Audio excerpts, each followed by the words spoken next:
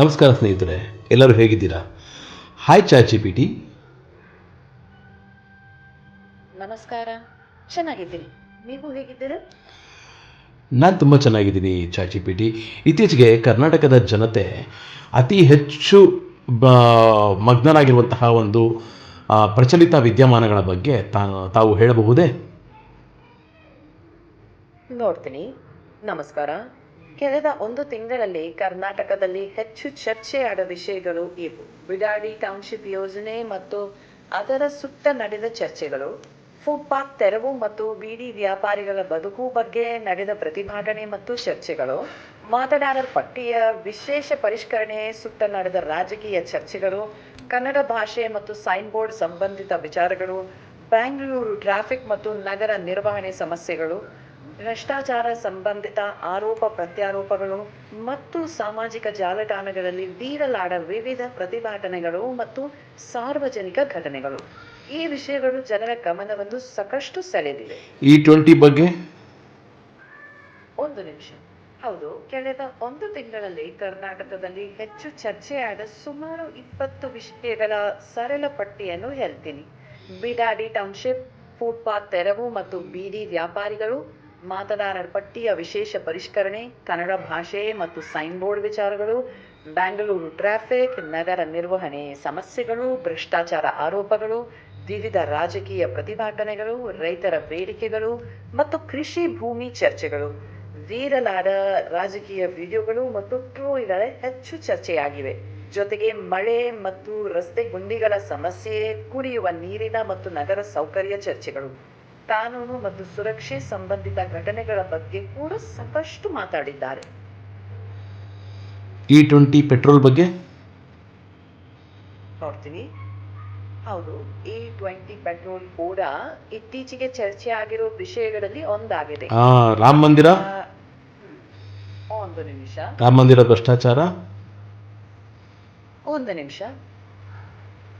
ಹೌದು, ರಾಮ ಮಂದಿರದ ತೆರಿಗೆ ನಿರ್ವಹಣೆ ಮತ್ತು ಅಕ್ರಮಗಳ ಆರೋಪಗಳು ಕೂಡ ರಾಜಕೀಯ ಮತ್ತು ಮಾಧ್ಯಮ ಚರ್ಚೆಗೆ ಕಾರಣವಾಗಿವೆ. ಧನ್ಯವಾದಗಳು ಚಾಚಿ ಪಿಟಿ.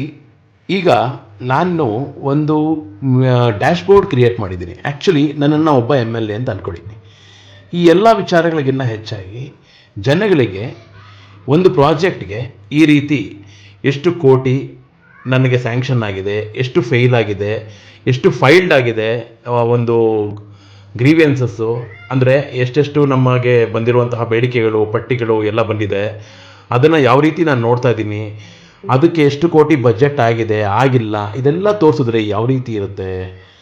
ಚೆನ್ನಾಗಿರುತ್ತಾ? ನನ್ನ ಅಭಿಪ್ರಾಯದಲ್ಲಿ ಇದು ತುಂಬಾ ಉಪಯುಕ್ತವಾದ ವಿಚಾರ.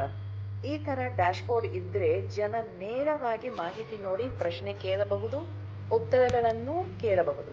ಇದು ಅಭಿವೃದ್ಧಿ ಮತ್ತೆ ಜವಾಬ್ದಾರಿ ಮೇಲೆ ಜೊತೆಗೆ ಹೆಚ್ಚು ಗಮನ ಸೆಳೆಯಲು ಸಹಾಯ ಮಾಡುತ್ತೆ ಅಂತ ನನ್ನ ಅನಿಸಿಕೆ.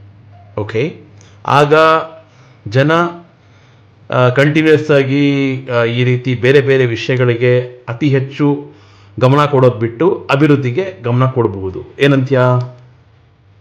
ನನ್ನ ಪ್ರಕಾರ ಹೌದು. ಸ್ಪಷ್ಟ ಮಾಹಿತಿ ಸಿಗದ್ರೆ ಜನ ಅಭಿವೃದ್ಧಿಯ ಮೇಲೆ ಹೆಚ್ಚು ಗಮನ ಹರಿಸಲು ಮತ್ತು ಆಧಾರಪೂರ್ವಕ ಚರ್ಚೆ ಮಾಡಲು ಸಹಾಯ ಆಗುತ್ತದೆ. ಓಕೆ, ಇದನ್ನು ಒಂದು ಉತ್ತಮ ಪ್ರಜಾಪ್ರಭುತ್ವ ಅಂತೀಯಾ? ಹೌದು, ಅದು ಉತ್ತಮ ಪ್ರಜಾಪ್ರಭುತ್ವದ ಒಂದು ಉದಾಹರಣೆ ಆಗಬಹುದು. ಓಕೆ, ಥ್ಯಾಂಕ್ ಯು ಚಾಚಿ ಪಿಟಿ. ಪರವಾಗಿಲ್ಲ.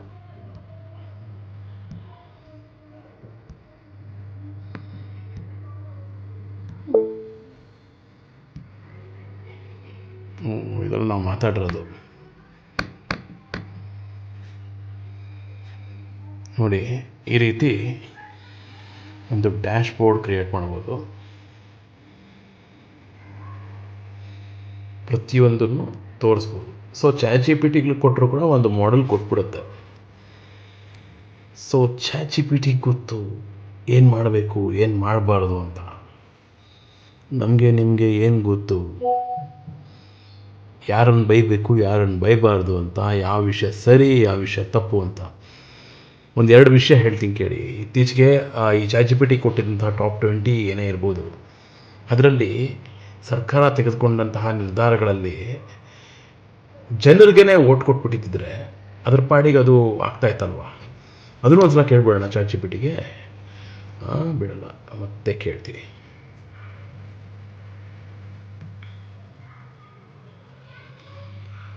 ಹಾಯ್ ChatGPT, ಈಗ ಇತ್ತೀಚೆಗೆ ಕನ್ನಡ ಮಾತಾಡೋ ದಯವಿಟ್ಟು. ಖಂಡಿತವಾಗಿಯೂ ನೀವು ಯಾವ ರೀತಿಯ ವಿಚಾರಗಳ ಬಗ್ಗೆ ಗಮನ ಹರಿಸಲು ಇಷ್ಟಪಡ್ತೀರಿ? ನಿಮಗೆ ಏನು ಬೇಕು ತಿಳಿಯಲು? ChatGPT ಇತ್ತೀಚೆಗೆ ಕರ್ನಾಟಕದಲ್ಲಿ ಹೆಚ್ಚು ವಿದ್ಯಮಾನಗಳು ನಡೀತು. ಇದೆಲ್ಲ ಡೈರೆಕ್ಟಾಗಿ ಸರ್ಕಾರ ನಿರ್ಧಾರ ತಗೊಳ್ಳೋದು ಬದಲು ಜನರನ್ನೇ ಅಭಿಪ್ರಾಯ ಕೇಳಿದ್ರೆ ಸ್ವಲ್ಪ ಗೊಂದಲಗಳು ಕಡಿಮೆ ಆಗ್ತಾಯಿತ್ತಲ್ವಾ? ಆ ಕಲ್ಪನೆಯಲ್ಲಿ ಖಂಡಿತ ಅರ್ಥ ಇದೆ. ಜನರ ಭಾಗವಹಿಸುವಿಕೆ ಇದ್ದರೆ ನಿರ್ಧಾರಗಳು ಹೆಚ್ಚು ಪಾರದರ್ಶಕವಾಗಿರುತ್ತವೆ, ಇದು ಸತ್ಯ. ಎಲ್ಲ ವಿಚಾರಗಳಲ್ಲೂ ಅಲ್ಲ, ಆದರೆ ದೊಡ್ಡ ಪ್ರಭಾವ ಬೀರುವ ವಿಷಯಗಳಲ್ಲಿ ಜನಾಭಿಪ್ರಾಯ ಸ್ಪಷ್ಟವಾಗಿ ದಾಖಲಿಸಿದರೆ ಗೊಂದಲ ಕಡಿಮೆಯಾಗುವ ಸಾಧ್ಯತೆ ಹೆಚ್ಚಿದೆ. ಉದಾಹರಣೆಗೆ, ದೊಡ್ಡ ಮೂಲ ಸೌಕರ್ಯ ಯೋಜನೆಗಳು, ಪಟ್ಟಣ ಯೋಜನೆಗಳು ಅಥವಾ ಪಾದಚಾರಿ ವ್ಯಾಪಾರಿಗಳ ಪುನರ್ವಸತಿ. ಹೀಗೆ ಒಂದು ಸರಳ ಡ್ಯಾಶ್ ಬೋರ್ಡ್ ಅಲ್ಲಿ ಒಂದು ಕಡೆ ಜನಾಭಿಪ್ರಾಯ, ಮತ್ತೊಂದು ಕಡೆ ಸರ್ಕಾರದ ಅಂತಿಮ ನಿರ್ಧಾರ ಮತ್ತು ಕಾರಣ ಎಂದು ತೋರಿಸಿದರೆ ಜನರು ಪ್ರಕ್ರಿಯೆಯನ್ನು ಚೆನ್ನಾಗಿ ಅರ್ಥ ಮಾಡಿಕೊಳ್ಳಬಹುದು. ಇಂತಹ ಮಾದರಿ ಹೊಣೆಗಾರಿಕೆ ಮತ್ತು ನಂಬಿಕೆಯನ್ನು ಹೆಚ್ಚಿಸಬಹುದು. ಎಕ್ಸಾಂಪಲ್, ಈಗ ಫುಟ್ಪಾತ್ ತೆರವು, ಇದ್ರ ಬಗ್ಗೆ ಜನಗಳಿಗೆ ಓಟ್ ಬಿಟ್ಬಿಟ್ರೆ ಅತಿ ಹೆಚ್ಚು ಯಾವ್ದು ಬರುತ್ತೋ ಅದನ್ನ ಸರ್ಕಾರ ನಿರ್ಧಾರ ತಗೋಬಹುದು. ಏನಂತೀಯ?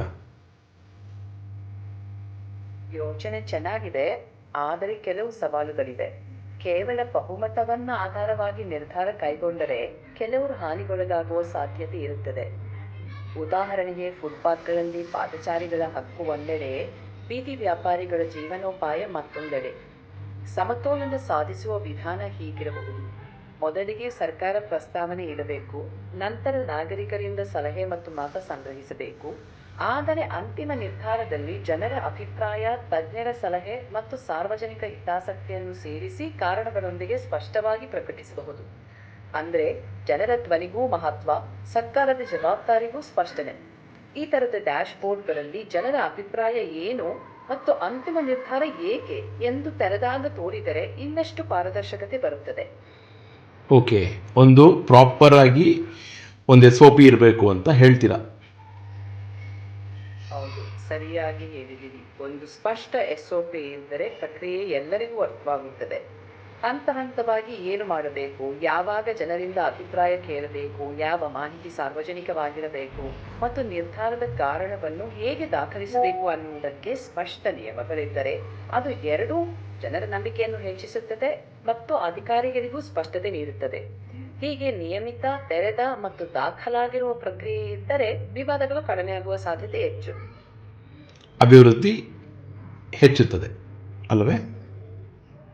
ಹೌದು, ನಿರ್ದಿಷ್ಟವಾಗಿ ಅಭಿವೃದ್ಧಿಗೂ ಸಹಾಯ ಆಗುತ್ತದೆ. ಏಕೆಂದರೆ ಪಾರದರ್ಶಕತೆ ಮತ್ತು ಜನಭಾಗವಹಿಸುವಿಕೆ ಇದ್ದರೆ ಯೋಜನೆಗಳು ಎಲ್ಲರಿಗೂ ಒಪ್ಪಿಗೆಯಾಗುತ್ತವೆ, ವಿರೋಧ ಕಡಿಮೆಯಾಗುತ್ತದೆ, ವಿಳಂಬಗಳು ಕಡಿಮೆಯಾಗುತ್ತವೆ, ಜನರ ಅಗತ್ಯಗಳಿಗೆ ತಕ್ಕಂತೆ ಯೋಜನೆ ರೂಪುಗೊಳ್ಳುತ್ತದೆ, ಅದರಿಂದ ದೀರ್ಘಕಾಲದ ಪ್ರಯೋಜನ ಹೆಚ್ಚುತ್ತದೆ. ಹೀಗಾಗಿ ಪಾರದರ್ಶಕ ಪ್ರಕ್ರಿಯೆ ಮತ್ತು ಸ್ಪಷ್ಟ SOP ಇದ್ದರೆ ಅಭಿವೃದ್ಧಿ ಸುಗಮವಾಗುತ್ತದೆ. ಧನ್ಯವಾದಗಳು ChatGPT, ನಿನಗೆ ತುಂಬಾ ಗೊತ್ತಿದೆ. ಧನ್ಯವಾದಗಳು. ನಿಮಗೆ ಮತ್ತೇನು ಬೇಕಾದರೂ ತಿಳಿಸಿ, ನಾನು ಸಹಾಯಕ್ಕೆ ಸಿದ್ಧ. ಪ್ರಜೆಗಳಿಂದ ಪ್ರಜಾಕೀಯ, ಪ್ರಜೆಗಳಿಗಾಗಿ ಪ್ರಜಾಕೀಯ, ಪ್ರಜೆಗಳಿಗೋಸ್ಕರ ಪ್ರಜಾಕೀಯ, ಮಟ್ಟ ಹಾಕ